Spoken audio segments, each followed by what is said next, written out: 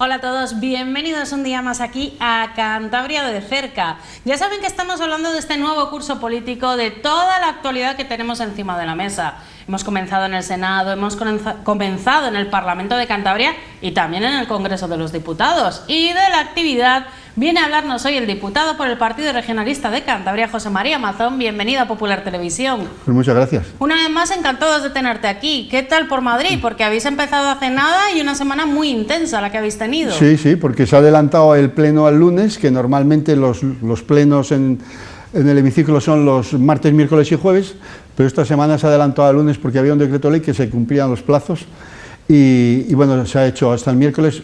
Yo ayer me he venido precisamente para estar con vosotros. Ay, aunque encantado. me vuelvo esta tarde otra vez porque mañana tengo también actividad, o sea que... Y hay que decir que por su cuenta. Nosotros no le pagamos las dietas ni los desplazamientos, todo por su cuenta. Efectivamente. Pues sí. nada, encantados de que hayas venido con nosotros a hablar de toda esa actualidad, porque tenéis mucho trabajo en el Congreso. Tenemos muchos temas de actualidad, por ejemplo, el precio de la luz, que está en boca de todos. Sí. ¿Cómo lo estáis tratando en el Congreso? Porque el Gobierno está tratando de solucionarlo, pero no sé si veis que da con la tecla. Bueno, ya han hecho ya un decreto ley que habrá que convalidar. Pero bueno, es algo que venimos diciendo desde hace mucho tiempo, ¿no? Yo mismo he tenido intervenciones diciendo que el precio de la luz en España hay que rebajarlo, y primero porque es más caro que en otros sitios, ¿no? Nuestro senador fue el primero que además pidió la rebaja del IVA. Y luego porque además hay algo que yo creo que es elemental. O sea, la luz puede ser un poquito más cara, un poco más barata, pero lo que no puede ser es que tenga esas oscilaciones de precio tan grandes, porque nadie se imagina que el agua, por ejemplo, o las basuras, pues estuvieran oscilando, ¿no? Hay un precio mínimo, hay un fijo, y luego depende algo del consumo, pero bueno, una cosa razonable. Está claro que el que más consume tiene que pagar más, pero que no te varíe el precio del kilovatio como está cambiando, ¿no? Entonces, esto yo creo que tienen que hacerlo, lo van a hacer. Yo también en su momento propuse que se hiciera una especie de estabilización, incluso se puede compensar a final de año para que la gente sepa todos los meses que más o menos va a pagar pues 40 euros, 50, 30 o 25, pero que no de repente, porque hay mucha gente que el pagar 30 euros más al mes pues le supone, porque llegan muy justos, hay mucha gente que llega muy justo a fin de mes y bueno, ahora el gobierno está intentando bajarlo. Ha hecho un decreto para bajarlo, un decreto que vamos a ver cómo lo desarrollan también, porque como sabemos también ha levantado muchas protestas de las empresas, porque claro, les ha dicho que les quita el beneficio que han tenido, y entonces claro, se han revuelto, cosa que supongo que era de esperar, ¿no? Pero... Nunca llueve a gusto de todos, desde luego, que nunca llueve a gusto de todos. Claro. O sea, es imposible conciliar tantos intereses. Está claro. Pero bueno, lo que todos tenemos muy claro es que la luz tiene que tener un precio estabilizado. Puede ser un poco más caro, más barato. Está claro también que tenemos que consumir menos, que está el tema del cambio climático, que hay que procurar pasar a las energías a las renovables, en fin. Y bueno, ahora ha tomado medidas, vamos a ver si son eficaces de verdad y si llegan a buen puerto, ¿no? Muy ocupado está también el Gobierno con Cataluña y muchas críticas que está recibiendo del resto de comunidades autónomas. Bueno, pues sí, nosotros ya dijimos desde el primero, en la investidura de Pedro Sánchez, que nosotros no estábamos de acuerdo con que hubiera una mesa de diálogo en la que los acuerdos se llevaran a un referéndum solo de Cataluña.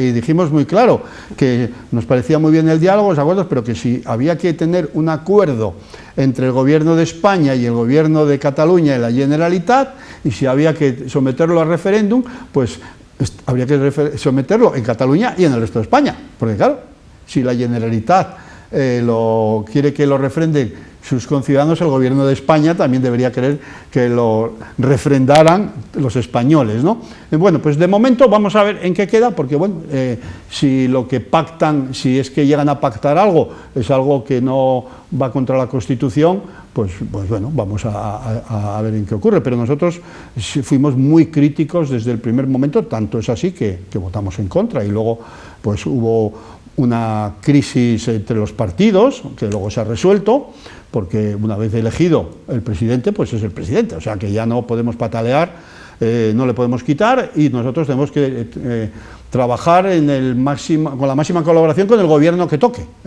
Ahora es el PSOE, pero si fuera el PP intentaríamos trabajar con el PP para lo mejor para todos. Pero no sé si teméis que cuestiones como la mesa de diálogo, bueno, aunque ha salido con muy poco acuerdo, la verdad, posturas bastante distanciadas, pero afecten luego el resto de inversiones en el resto del país, que se destine más a Cataluña que a otras comunidades, que por ahí vienen muchas veces las críticas, ese trato de favor, y sobre todo ahora que estamos ya en la recta para los presupuestos. Pues bueno, efectivamente, las inversiones y el dinero al final es un pastel. Hay que repartirlo entre todos.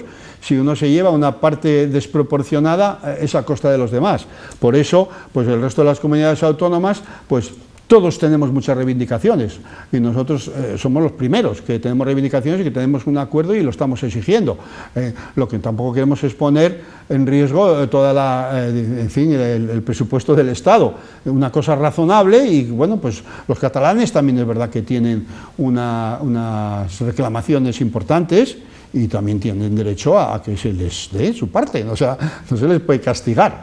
De hecho, porque además los catalanes son todos, son independentistas y no independentistas, y es una cosa que me gusta mucho repetir, que hay millones de catalanes no independentistas que necesitan que se les apoye desde fuera de las instituciones catalanas, porque en estos momentos la Generalitat, los ayuntamientos y la mayoría de las instituciones catalanas pues no apoyan a los no independentistas, entonces necesitan un contrapeso importante y por eso no se puede castigar a Cataluña. Cataluña es todo y hay que llegar a acuerdos razonables.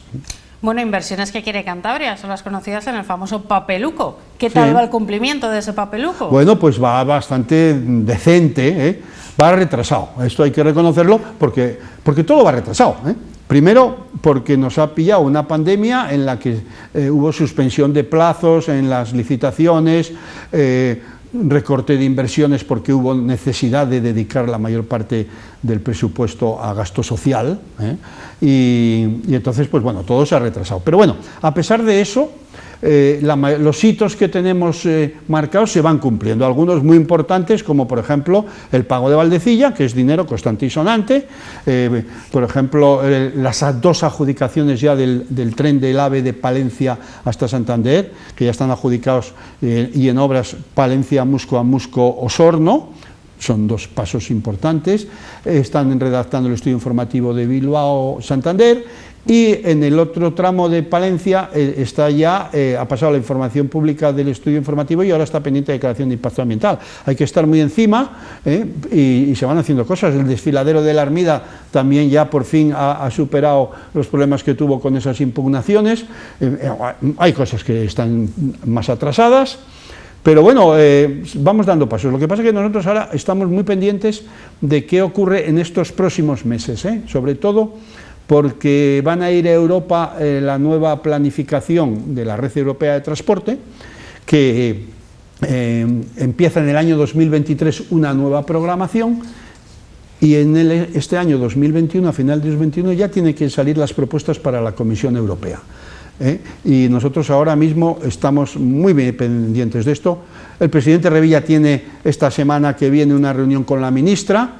Los consejeros de Ordenación del Territorio, Obras Públicas, Ordenación del Territorio y de Industria tienen con la Secretaría de Estado.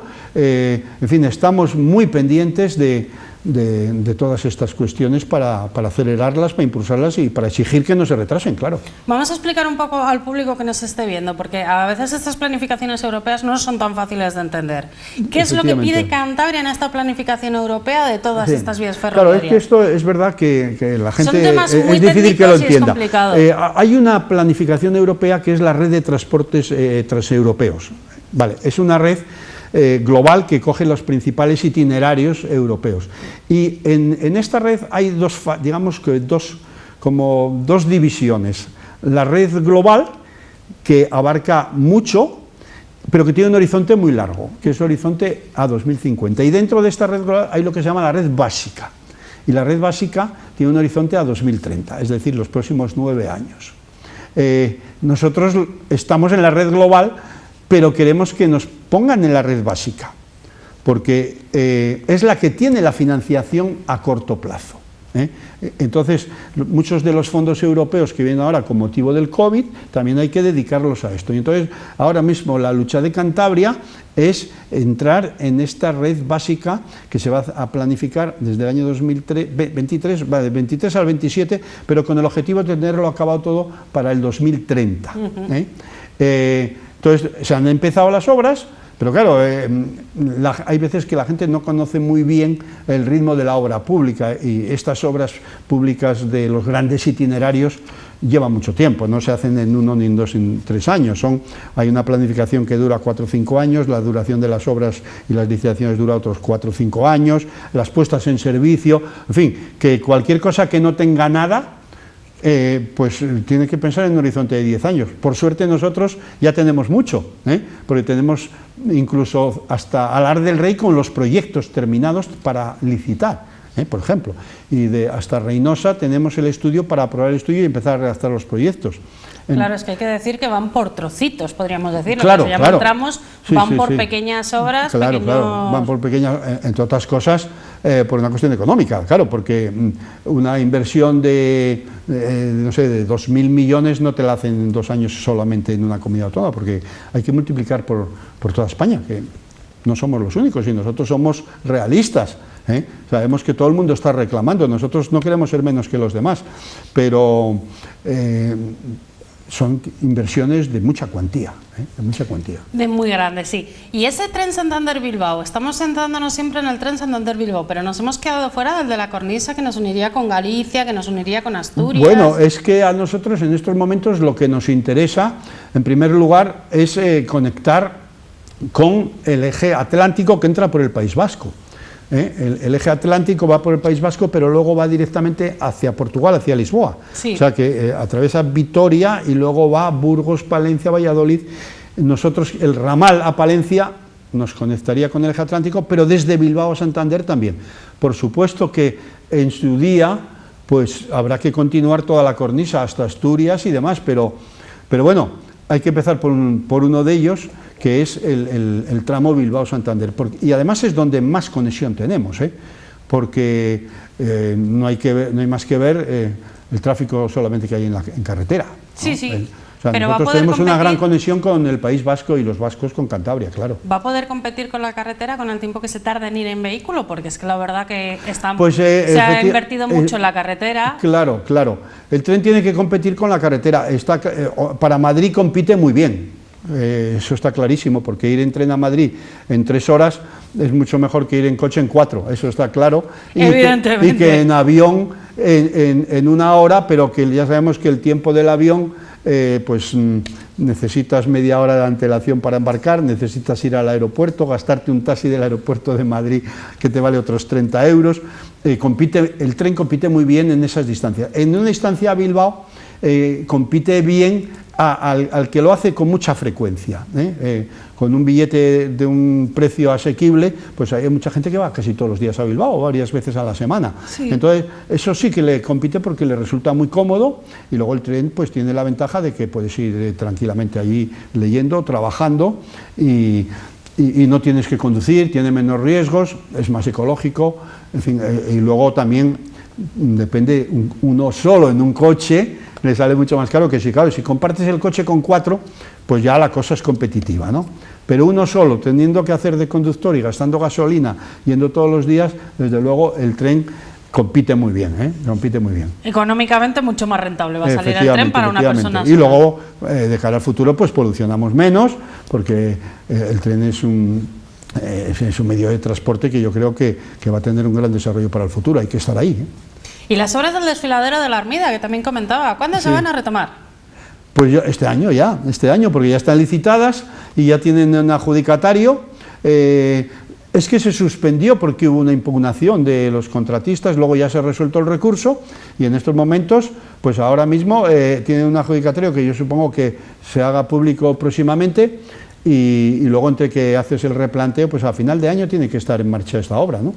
O sea que ya lo tenemos muy cerca y esperemos que ya no se vuelva a parar. Además es una obra importante, esperemos que además ya ha habido la experiencia de la obrita pequeña de las 4 curvas, ya saben dónde se tropieza, ya saben cuándo no se puede cortar a los lebaniegos su recorrido, porque claro, es que el problema de esa carretera es que es el único acceso decente que tienen, si no tienes que dar un rodeo enorme.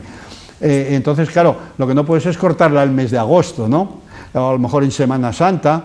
Hay que hacer unas ventanas horarias de trabajo para que la empresa pueda trabajar con cierta holgura, pero no puedes tener a Liébana aislada pues 10 días seguidos o 15, en fin, todo esto, esa planificación que yo creo que ya les han exigido, pues va a valer para que esta vez sea definitiva. Estuvo el secretario de Transportes, si no me equivoco, aquí en Cantabria visitando esta, entre otras obras. Ya se decía, es una obra técnicamente también muy compleja. Claro, porque es un espacio, en primer lugar, que es un espacio valioso, protegido, está al lado de Picos de Europa, y luego porque está encajada en un desfiladero donde hay unas cortadas inmensas y donde tampoco puedes meterte a hacer grandes obras ni tocar desmontes porque se te viene la montaña abajo. De hecho, continuamente están cayendo rocas desde arriba y entonces es una obra que tiene que tener un gran respeto al medio ambiente y luego por eso en muchos sitios se hace a base de voladizos. Es decir, se aprovecha la plataforma, se hacen plataformas voladas sobre el cauce del río para no tener que ni tocar el cauce ni tener que tocar el talud. Entonces en algunos sitios sí se puede tocar el talud, se puede hacer reperfilados de la roca, se puede recortar, pero hay sitios donde vale más no tocarla y entonces lo que tienes que hacer es hacer un vuelo en hormigón para llevar la carretera por ahí, cosa que ya se ha hecho, por ejemplo, en la carretera del Cares. Sí, tiene gran parte que viene volada. Nosotros mismos en Cantabria, en las carreteras autonómicas, en la carretera del Nansa, antes de llegar a la presa de Palombera, también hay una zona que está volada. Lo que pasa es que el que va en el coche no lo ve, no lo sabe. No lo notas, no lo eres notas. capaz de apreciarlo. Tú vas por ahí, estás viendo la barrera y no sabes que debajo estás en una plataforma que no apoya sobre el suelo. Pero bueno, por eso la obra es técnicamente compleja, es compleja. Cualquier cántabro que alguna vez ha subido a Potes sabe que esa obra necesita mejorar la seguridad de esa carretera, la comodidad. Claro. ¿Vamos a ahorrarnos también tiempo a la hora de subir hasta Potes? Hombre, claro, por supuesto. ¿Y cuál es el cálculo que nos podemos ahorrar? Porque Bueno, es un viaje largo. el cálculo no será mucho, podrán ser 5 minutos, ¿no? Depende. Lo que sí es cierto es que todo depende de la época. Por el verano vamos a ahorrarnos mucho más. Porque claro, ahora mismo tú por el verano como un mes de agosto que tenga un tiempo adecuado para Liébana, hay unas caravanas que vas muy despacito, porque no puedes adelantar. Entonces ahí sí que le vamos a ganar, porque a veces te pegas casi una hora en pasar el desfiladero, o por lo menos 40 minutos, pues ahí sí que le vamos a ganar mucho tiempo. En el invierno no, porque en el invierno pues puedes ganar 5 minutos. Y de hecho hay algunos lebaniegos que vienen a toda pastilla. Sí. No vamos a decir quién es, por si acaso.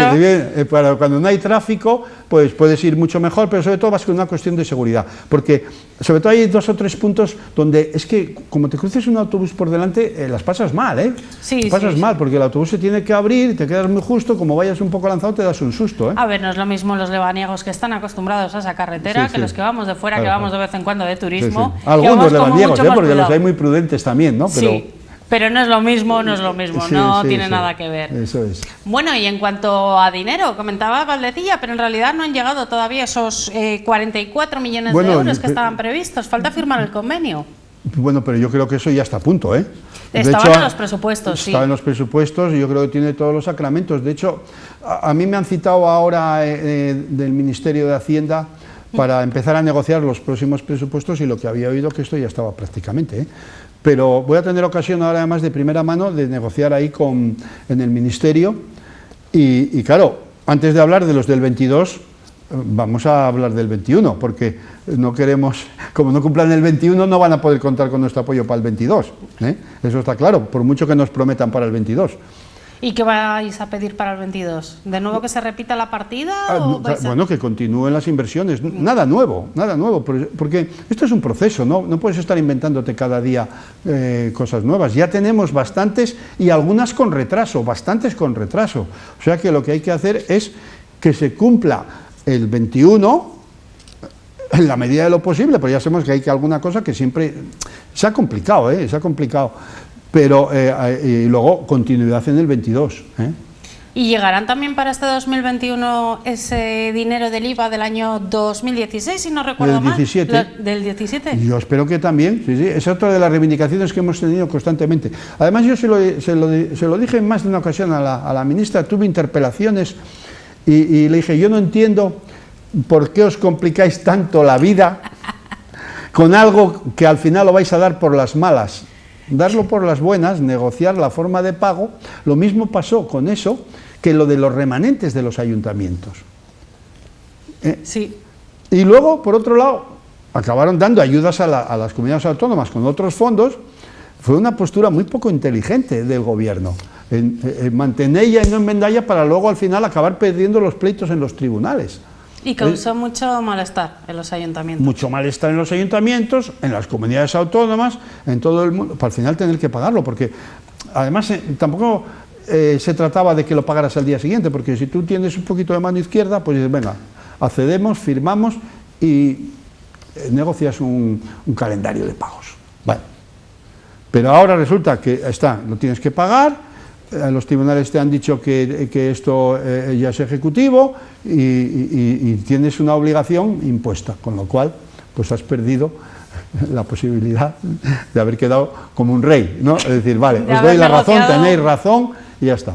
Es que al final parece que no, pero entre unas cosas y otras tenemos 66 millones todavía ahí pendientes, que se los deben todavía a Cantabria, que estaban comprometidos. Que estaban comprometidos, sí. Bueno, yo ya no estoy en el gobierno de Cantabria, pero me imagino que estén esperándolos como agua de mayo, porque los ingresos son siempre escasos, ¿no? Entonces, bueno, tendré que preguntarles en el gobierno a ver cómo están con esto, pero vamos, bienvenidos sean. Muy encantados. Otro tema, habéis estado también este verano muy al lado de todos los ganaderos de Cantabria. Sí. Hay mucha preocupación, ha vuelto a salir el tema del precio de la leche, de la venta de leche a pérdidas, el problema que tenemos con el lobo. De hecho, el ministro acaba de reconocer que habría que tomar medidas en consenso con las asociaciones ganaderas también. No sé qué futuro veis a esta situación, porque el 25 de septiembre se cumple el plazo. Estamos hablando del lobo. De la prohibición de cazar el lobo. Ya, bueno, yo en este tema no estoy al día ahora de las últimas noticias del ministro Planas. Esto parece bueno, a través de lo que está claro es que yo creo que el ministerio ha cometido un error de bulto, porque claro, ha tomado unas medidas de protección del lobo en que se ha puesto en contra a todos los afectados. Todas las comunidades del norte, Galicia, Asturias, Castilla y León y Cantabria, que son donde hay lobos, están en contra. Los ganaderos, que son los afectados, están todos en contra. Y claro, les han votado a favor en Canarias o en Murcia, donde no hay lobos, ¿no?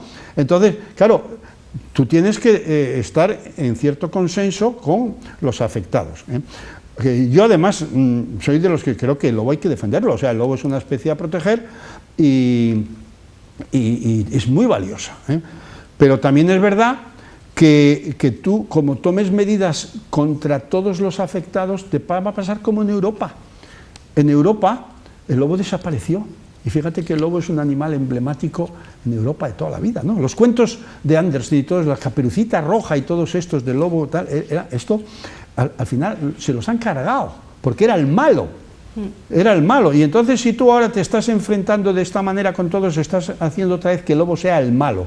Entonces hay que buscar una fórmula de que ese odio visceral que hay en muchos sitios a los lobos y en muchos pueblos, el lobo sigue siendo el gran enemigo. Entonces esto hay que intentar cambiarlo. Por eso esta medida del ministerio, yo creo que ha sido precipitada y además, según me dicen los de aquí, los nuestros, el lobo estaba mejorando la especie con el plan de gestión que había vigente, ¿no? O sea, que permitía pues hacer una caza selectiva anualmente. Yo tampoco soy un experto, o sea, que tampoco quiero pronunciarme. Lo que digo es que sí, que hay que defender al lobo, la especie hay que protegerla para que no desaparezca, si puede ser que crezca, pero el daño tiene que ser el menos posible, porque claro, si tú tienes un lobo que te ataca y te mata a tus animales, al final acabas actuando en defensa propia.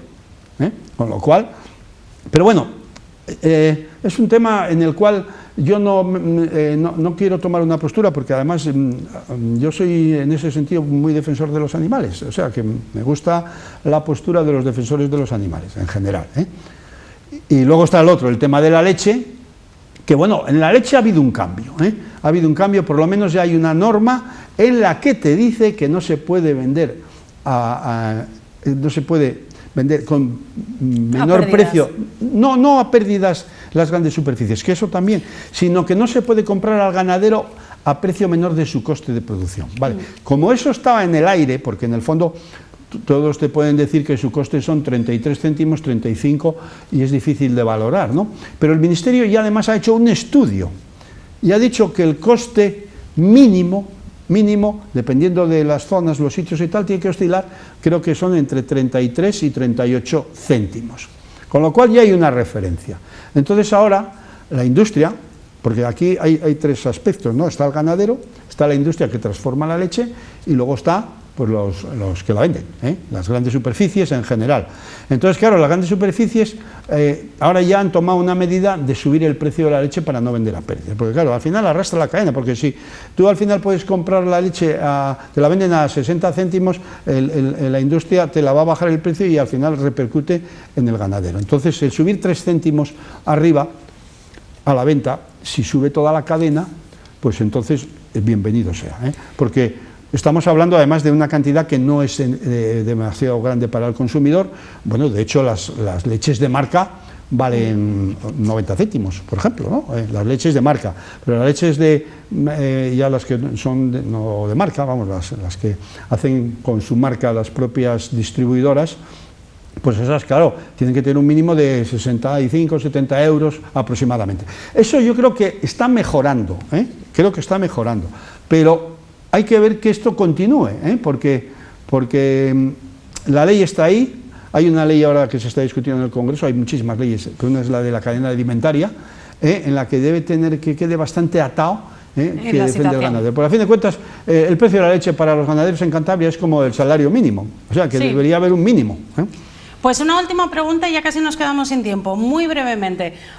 Vosotros seguís defendiendo todas las reivindicaciones que hacéis por Cantabria en el Congreso. Sin embargo, la oposición nos dice que al final acabáis votando siempre con Pedro Sánchez. Muy brevemente, ¿qué le contestarías a la oposición? Bueno, vamos a ver. Yo le diría a la oposición que nosotros tenemos muy claro algunas cosas, ¿vale? Entonces, lo que es blanco y lo que es negro es negro.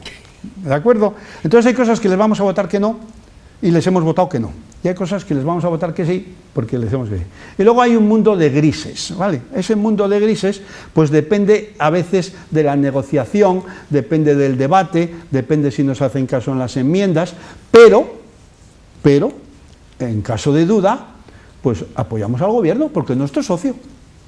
Y eso se lo hemos transmitido, y cuando ha habido algún tipo de momento de tensión, yo les he dicho, ojo, porque nosotros hay cosas que tenemos muy claras, pero las que podemos ser flexibles, o somos socios o no lo somos. Al socio se le ayuda, y al no socio, pues si estás en la oposición normalmente no se le ayuda, ¿eh? Esto no es políticamente muy correcto decirlo, pero es la realidad, ¿eh? Nosotros, en general, cuando hay un tema que lo vemos muy claro, pues da igual que me pida. A mí me han llamado muchas veces para pedirme el voto de cosas, sí. Y digo, yo lo siento, pero en este tema no estamos con vosotros. Y en otras veces no han necesitado que me lo digan porque estoy de acuerdo. Nosotros somos un partido que en general, en la parte social, pues solemos apoyar la mayor parte de las medidas sociales. Los temas de la pandemia, pues les hemos apoyado, porque era el que gobernara, pero gobernaba. Si hubiera estado gobernando el PP, les hubiéramos apoyado, porque queríamos que el gobierno que dirige una situación de crisis lleve el mando. O sea, pero eso es un poco algo que está por encima de Cantabria, ¿eh? Cuando afecta a Cantabria, por supuesto que está clarísimo, ¿no? Bueno, pues ese mensaje ha quedado muy claro. Muchas gracias, José María, por haber estado con nosotros. Nada, pues gracias a vosotros, cuando queráis. Encantados. Y muchas gracias también a todos ustedes que nos están viendo, como siempre les decimos desde sus casas. Recuerden, volvemos el próximo martes, seguiremos aquí hablando de actualidad de Cantabria, así que no se lo pierdan. Martes que viene a partir de las 10 de la noche.